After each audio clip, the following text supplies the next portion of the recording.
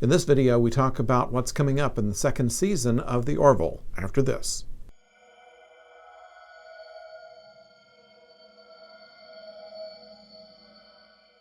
Hello out there, I'm the oldest nerd, and The Orville. Next season, what's going to happen? We know one thing for sure, and that is that the last episode of this season will be the first episode of next season. They were supposed to have 13 episodes this season. They ended up with 12. But by next season, Seth MacFarlane has said in various public mentions that he will have at least 14, so we'll have more shows. Now, there's something to be said for having fewer good shows rather than a whole bunch of mediocre ones, and certainly in his public statements, that's what he wants to do, is to make quality over quantity.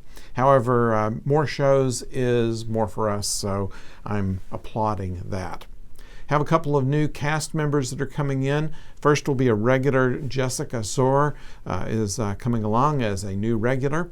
The picture that we have seen of her is one where she looks a little bit like Alara. I'm kind of wondering if they're of the same race, and that might be of interest. Also, a new character who will be recurring is Chris Johnson. We don't know what he's going to do. We haven't seen any pictures of him in makeup, so he could be an alien, he could be another crew member.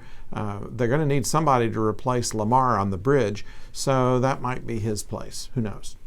One of the things that we have noticed about this show is that it is much more of an ensemble show than anything that we have seen in much of the Trek. I mean, some of it has come close. I mean, the original series obviously was not ensemble, at least not until the movies came out. It was about Kirk and Spock and McCoy.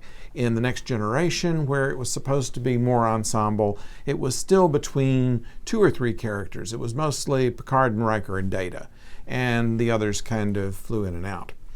In the case of The Orville, it seems that each character has had a chance to shine in an episode. We heard from Dr. Finn in a very good episode, from Alara addressing her fears and phobias. We've seen something more about Yaphet, about Lamar, about, of course, Bortus.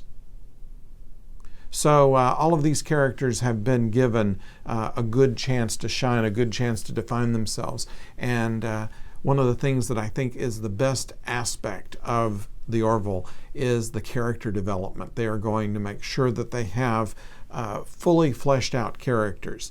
And if it comes a little at the expense of putting together this universe and still kind of pseudo-federation, okay, call it the Union, but make the Federation, call the Prime Directive something else, but still have that, have the structure of their space service be very similar to Starfleet, but the characters themselves are unique and interesting, and I think that's going to continue on as they're able to flesh them out even further. There was something I've seen in various places, rumors that Halston Sage is on her way out as Alara. I cannot see that happening. Most everything that I've been reading about the show indicates that she's still on for the next season, and the fact that she's dating Seth MacFarlane, unless they've had a breakup I haven't read about, would indicate that she's definitely going to maintain her place on the cast. This has been, while a lot of Seth MacFarlane's reputation is of having fraternity jokes and things like that, he does make use of women in a lot of good roles on this show, from the role of his ex-wife, First Officer, to Alara, to Dr. Finn, to other characters that he's had on. This is part of what makes the show very appealing. So we're probably going to see more of that with yet another female character being added to it.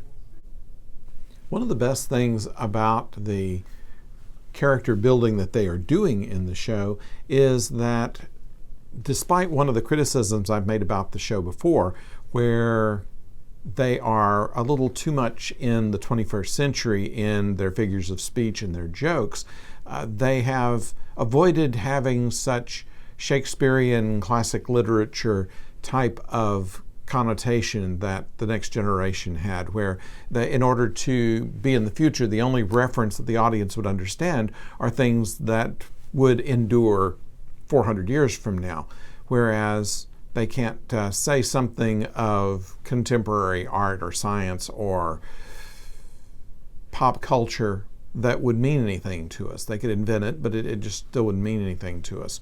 So in doing that, that has made them kind of distant and kind of difficult to identify with, and their perfection in the way they comport themselves, dealing with duty and not getting paid and all this kind of thing, is something that is admirable, but not something that most of us thought that we could live up to. And Seth MacFarlane said that he wanted to kind of get away from that, and in putting in the references, he is able to show that these are people just like us, and you could put yourself vicariously into the show the same way he put himself vicariously into Star Trek when he was watching it as a kid, and even did the video of himself as a captain. Not a bad video. I would always thought that for a teenager doing something like that, it would not be taken as seriously as they were doing. You should see it. It's on the internet. I'll put a link to it in the description. There was an article in the New Yorker that I came across as well, which had an interview with Seth MacFarlane, and one of the things that's interesting about it is that he's going to cut down on the humor in the episodes, and not to say that he's going to make it completely humorless, but he's going to not have to put a joke on every page.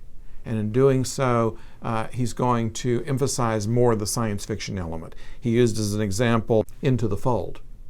He used that as a good example of the kind of shows that he wanted to do, where they're not dark as such. He, in fact, said that it would be like doing TNG with the lights on. So with that, we're looking forward to season 2 and seeing what else may come about. Hope you are too, and if you have something you'd like to say, please do so in the comments below. We'd love to hear from you. In the meantime, don't forget to subscribe, and we'll see you next time. Don't go far.